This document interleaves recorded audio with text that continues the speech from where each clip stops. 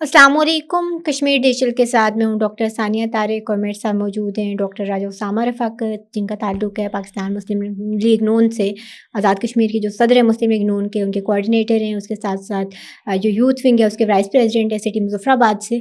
और उसके अलावा यूग्रेड के एक सिलेक्शन भी हुई थी उनकी, और उसके बाद डिफरेंट पॉलिटिकल एक्टिविटीज़ में जो है काफ़ी इन्वॉल्व रहते हैं। उनसे आज हम बात करेंगे और जानने की कोशिश करेंगे कि एक डॉक्टर का सियासत में क्या काम, और डॉक्टर किस तरह सियासत कर सकता है, उसको करनी चाहिए। और उसके साथ-साथ चूँकि उनका ताल्लुक एक रिफ्यूजी फैमिली से है, तो उस हवाले से भी बात करेंगे कि आज़ाद कश्मीर में महाजिरीन की नशिस्तों को लेके हमें नज़र आ रहा है कि काफ़ी एहतजाज है, लोग बात कर रहे हैं, प्रोटेस्ट कर रहे हैं। तो उनसे जानेंगे कि उनका मौक़िफ़ क्या है, क्योंकि उनका ताल्लुक उस बैकग्राउंड से है, तो वो क्या समझते हैं कि नशिस्तें कितनी ज़रूरी हैं और इनको किस तरह से होना चाहिए। सबसे पहले तो आपको खुशामदीद। थैंक यू मैडम, बहुत शुक्रिया आपका कि आपने बुलाया और हमारी बात सुनी आपने। अच्छा उसामा, मुझे बताइएगा, जैसे मैंने बात की, चूँकि आप एक डॉक्टर हैं और फिर पॉलिटिक्स में, सियासत में डॉक्टर्स का किस तरह से वो होता है, क्या रुझान होता है मेडिकल के लोगों में कि वो अपनी फील्ड को छोड़ के डिफरेंट जो एक्टिविटीज़ हैं, जिस पे पॉलिटिकल एक्टिविटीज़ उनमें पार्टिसिपेट कर सकें या करें? इसको मैं शुरू करूँगा एक शेर से। वो शेर है कि रिंदों की हतक है ये मेहाने की तौहीन, कम ज़र्फ़ के हाथों में अगर जाम दिया जाए। तो एज़ अ डॉक्टर मेरे ख़्याल से सबसे मेहनती लोग इस और मज़लूम भी, मेहनती के साथ में मज़लूम इसलिए कह रहा हूँ कि वाक़तन ये लोग बहुत पढ़ते हैं, एक पूरे पाथवे को फ़ॉलो करके आगे आते हैं, तो उसके बावजूद माशरे में वो पज़ीराई मिल नहीं पाती जो उन्हें मिलनी चाहिए। ऐसे ही। तो एज़ अ डॉक्टर इस वजह से मैं चाहता हूँ कि हमें ये वाला रास्ता ऑप्ट करना चाहिए ताकि हम अपने लोगों को अच्छी तरीके से उनकी नुमाइंदगी कर सकें। ऐसे ही है। उसामा, मुझे बताइएगा, चूँकि आपका ताल्लुक एक रिफ्यूजी फैमिली से है और आज़ाद कश्मीर में हम देख रहे हैं ख़ासी बेचैनी है इन दिनों में महाजिरीन की जो सीट्स हैं उसको लेके और सब चीज़ों को, तो उसको आप किस नज़र से देखते हैं और आपका क्या पॉइंट ऑफ व्यू है, नशिस्तों पे ख़त्म होनी चाहिए, कम होनी चाहिए, या क्या होना चाहिए? सबसे पहले तो मैडम, आज़ाद कश्मीर की जो सिचुएशन है वो आपके सामने है। जो भी होने जा रहा है, जो भी होगा, वो अच्छी उससे नवीद सुनाई नहीं दे रही हमें। उसके बाद ये जो रेफ्यूजीज़ का इशू है सीटों का, सबसे पहले तो आप एक डिस्क्लेमर भी काइंडली चला दीजिएगा कि हम लोग, मैं रेफ्यूजीज़ 89 के बिहाफ़ पे बात कर ठीक रहा है। हूँ। चूँकि आजकल जो हेट स्पीच जो चल रही है रेफ्यूजीज़ के अगेंस्ट, तो उसमें जो भी कोई बात करता है तो वो ये डिफरेंशिएट नहीं करता कि 47 में भी कुछ रेफ्यूजीज़ आए थे, कुछ 65 में भी आए थे, कुछ 89 में आए थे। ऐसे ही। अगर उनको कंपेयर किया जाए मैडम, जो 47 में आए हैं और 65 में आए हैं, उनको लैंड कंपनसेशन मिली है, उनको गवर्नमेंट की तरफ से हर तरह की कोटा है। इवन के हैरत की बात तो मैं नहीं कहूँगा, वो भी जम्मू कश्मीर रियासत का हिस्सा हैं, उनके लिए असेंबली में सीटें भी हैं। उनके मुकाबले में हमें देखा जाए, असेंबली की सीटें तो दूर की बात थी देना, हमारा जो बेसिक राइट था, हमारा कोटा, अभी रिसेंटली हमें उससे भी महरूम कर दिया गया है। खैर वो बात अभी कोर्ट में है, लेकिन कहने का मकसद इसमें यह है कि हम लोग असल महाजरीन हम हैं, वो भी महाजरीन, इसमें कोई दो राय दो नहीं, राय शक नहीं है, नहीं ऐसे है, ही है। लेकिन हम भी उसी रियासत के हिस्से हैं। हमने भी पाकिस्तान के नाम पे हिजरत की है। अब अगर आप एक तरफ इतना उनका साइड दे रहे हैं, अच्छी बात है, रियासत एक तरफ है, इस्टेब्लिशमेंट एक तरफ है, सियासी पार्टियाँ एक तरफ हैं। आप रेफ्यूजीज़ 47 के 3 वकील हैं इतने बड़े, हमारा एक वकील भी नहीं है। एपीसी हुई, परसों प्राइम मिनिस्टर साहब ने सबको बुलाया, ऑन बोर्ड लेना चाहिए था रेफ्यूजीज़ 89 को भी, नहीं लिया गया। तो ये कुछ चीज़ें हैं जो तशवीश दिलाती हैं हमें कि हमारा मौक़िफ़ सुना नहीं जा रहा, हमें हमारी बात सुनी जाए। हम लोग यहाँ पे तकरीबन 50,000 से ज़्यादा हैं और एक मेजर कम्युनिटी के तौर पे उभर रहे हैं आज़ाद कश्मीर ऐसे ही में। है। इंतखाबी हलकों में हमारा अच्छा भला वोट है।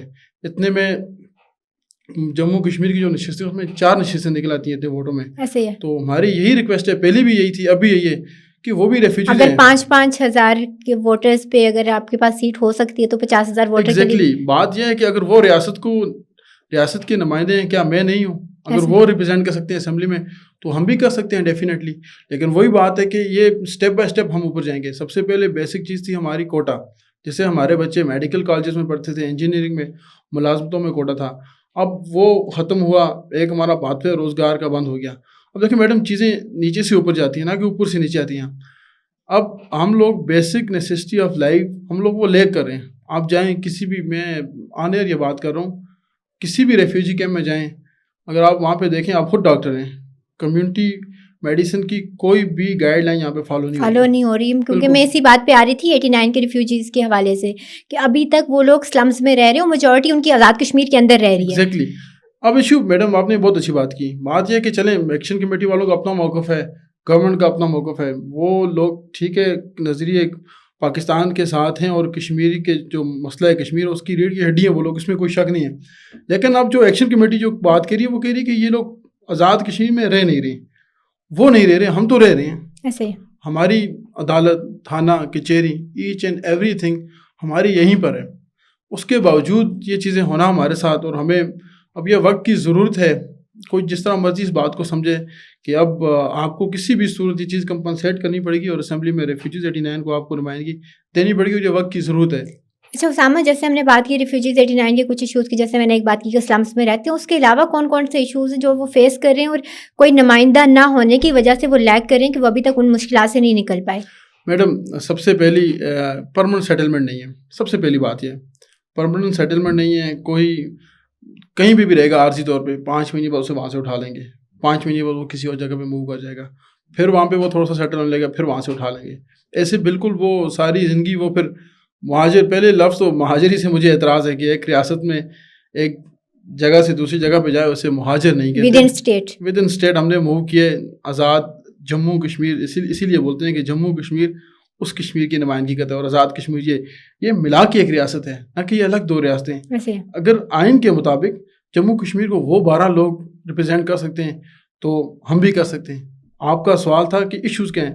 بیسیکلی سب سے پہلے تو آگے ہمارے پاس انفراسٹرکچر ہم لوگ لے کر رہے ہیں، کوئی رہنے کے لیے پرماننٹ سیٹلمنٹ نہیں ہے. اس کے بعد جیسے روزگار کی بات تھی، کوٹا تھا، اب وہ ختم ہے. اب اس بات کو ہم لے کے کورٹ میں گئے ہیں، ہوپس ہو کہ کورٹ میں ہماری بات سنی جائے گی. لیکن اب ہم کورٹ کے رحم و کرم پر ہیں. اگر وہ نہیں کرتے تو ہم سپریم کورٹ، ابھی آلریڈی بلکہ سپریم کورٹ میں، وہاں سے نہیں ہوتی تو ہمارے پاس پھر اچھا اسامہ، اس میں بتائیے گا کہ کوٹا جو ہے اس نے کس طرح سے افیکٹ کیا ہے؟ کیونکہ جابز والا کوٹا بھی چلا گیا، جو میڈیکل کی سیٹس کا کوٹا تھا وہ بھی ختم ہو گیا، تو اس چیز نے کس طرح سے افیکٹ کیا آپ کی کمیونٹی کو اسپیسیفکلی؟ اس میں ایک وضاحت ضروری ہے میڈم. پہلی بات تو یہ ہے کہ جب بھی ہم کوٹا کی بات کرتے ہیں تو ایک تاثر دیا جاتا ہے کہ یہ صرف کوٹا پہ آتے ہیں، تو اس کی کلیریفیکیشن کرنی بہت ضروری ہے.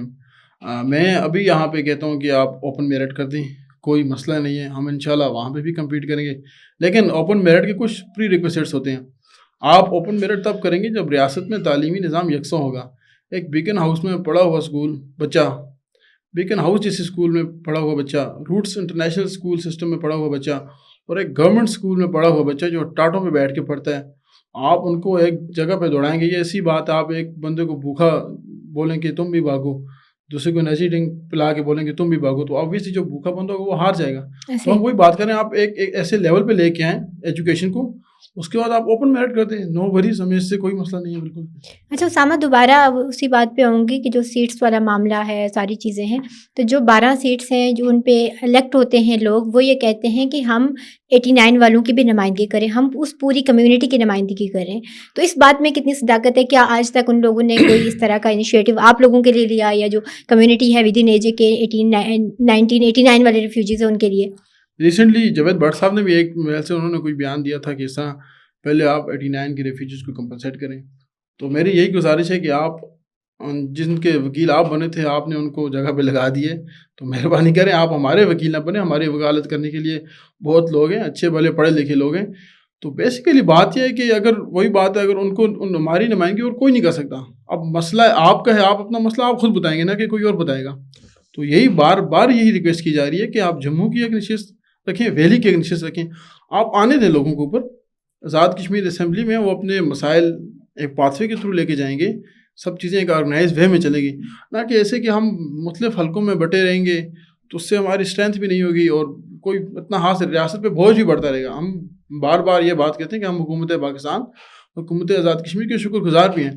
ہم بھی یہی چاہتے ہیں آپ اس کے بارے میں کوئی فائنل میکینزم ڈیوائز کریں، اس چیز کو آپ کسی ایک طرف لے کے جائیں، نہ کہ اس کو جیسے 30 سال سے یہ ایسے چل رہی ہے، اس کو ایسے بالکل بھی نہیں چلنا چاہیے. اس کو کسی اپنے ایک منزل پہ پہنچنا چاہیے کسی بھی طرح سے. وہ آپ آئینی ترمیم لے کے آئیں، واٹس ایور، جیسے بھی آپ اسمبلی کے پاس اختیار ہیں، آپ جیسے بھی کریں، مہربانی کریں 2 نشستیں آپ مختص کریں اور اس میں ریفیوجیز 89 کے بندے کو لے کے آئیں. جو بندہ یعنی اسلمز میں اٹھ کے جائے، جس کو مسائل کا پتہ ہو، وہی اپنے لوگوں کی نمائندگی کر سکے. ادروائز اور تو کوئی بندہ کے میرا نہیں حل کیسے کر سکے گا. تو کیا ریفیوجیز 1989 اس بات پہ ان کا موقف بھی یہی ہے کہ نشستیں مہاجرین کی جو ہیں یہ ختم ہونی چاہیے، کم ہونی چاہیے، اور اس کے متبادل میں ہمیں نمائندگی ملنی چاہیے؟ کیا دیکھیں اب جیسے ان کی نشستوں کی بات ہے، اب میں جو بھی کمنٹ کروں گا وہ ظاہر سی بات ہے میری ذاتی حیثیت میں ہوگا، نہ کہ میں اپنی پارٹی کی طرف سے یا میں ایز کوآرڈینیٹر بات کروں، میں اپنی ذاتی حیثیت میں بات کروں. اب دونوں فریق جو بھی بات کریں، ایکشن کمیٹی جو بات کر رہی ہے، اب یہ جو سیٹوں کا معاملہ یہ بڑا انتہائی جسے بولتے ہیں کہ پیچیدہ بھی ہے اور حساس معاملہ بھی ہے، چونکہ یہ مسئلہ کشمیر سے ریلیٹڈ بھی ہے اور یہی لوگ آج مسئلہ کشمیر کو ریپرزینٹ کر رہے ہیں کشمیر اسمبلی میں. اگر لیٹس سپوز کہ عددی اعتبار سے اسے کم کیا جاتا ہے، ان کی نمائندگی ختم کیے بغیر، تو یہ پاسبل ہے. اگر عددی اعتبار سے آپ انہیں کم کر سکتے ہیں، کل کو مظفر آباد میں آپ کو 2 حلقے کرنے پڑیں گے سٹی میں، جیسے ان کی آبادی جا رہی ہے، تو وائی ناٹ، اگر آپ یہاں پہ آبادی زیادہ ہو رہی ہے وہاں پہ دے رہے ہیں، ایٹ دی سیم ٹائم ہم 50,000 سے ابو ہو گئے ہیں پاپولیشن میں، تو یہاں پہ بھی اگر 2 سیٹیں مل جائیں تو اتنی کوئی محنت سے کوئی نئی بات یہ نہیں ہوگی. یہ بالکل ایک جیسے بولتے ہیں نوشتے دیوار ہے اب یہ بات کی، یہ چیز اب ہونی چاہیے. ایسے یہ بہت شکریہ اسامہ آپ کے وقت کا، اچھا لگا آپ سے بات کر کے. اور کہیں نہ کہیں ایشوز جو اس وقت چل رہے ہیں اور ہارڈ ٹاپک ہے پورے جگہ کے اندر، سچویشن کس طرف جائے گی ہم کچھ نہیں جانتے، بٹ ایٹ دا اینڈ ہم دعا کر سکتے ہیں کہ چیزیں بہتری کی طرف جائیں اور کہیں نہ کہیں جو سلوشن ہے وہ ہمیں مل سکے، بجائے اس کے کہ دونوں طرف سے کوشش کی جائے کہ لڑائی جھگڑا یا وہ جو چیزیں ہیں وہ بڑھتی جائیں اور اس میں نقصان کہیں نہ کہیں ایک عام آدمی کا ہے، اسٹیٹ کا ہے، اسٹیٹ کے لوگوں کا ہے. تو بہت شکریہ آپ کے وقت کا. ایک بار پھر آپ کا بہت شکریہ میڈم.